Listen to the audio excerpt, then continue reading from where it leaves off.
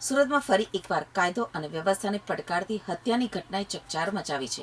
ડિંડોલી વિસ્તારમાં આવેલા રાજમહેલ મોલમાંથી વહેલી સવારે એક યુવકની લોહીલુહાણ હાલતમાં મૃતદેહ મળી આવતા સમગ્ર વિસ્તારમાં અરેરાટી ફેલાઈ ગઈ છે. સુરતમાં કાયદો વ્યવસ્થાની સ્થિતિ કથળી રહી હોય તેવું લાગી રહ્યું છે, કારણ કે ગુનેગારો પોલીસને જાણે ચેલેન્જ આપતા હોય તેમ ગુનાઓને અંજામ આપી રહ્યા છે. ત્યારે સુરતના ડિંડોલી વિસ્તારમાં આવેલી રાજમહેલ મોલમાં અજાણ્યા હુમલાખોરોએ યુવકની હત્યા કરી હોવાની ઘટના સામે આવી છે. વહેલી સવારે સફાઈ કામદારે લોહીથી લથપથ હાલતમાં મૃતદેહ જોઈ પોલીસને જાણ કરતા સમગ્ર મામલો સામે આવ્યો હતો.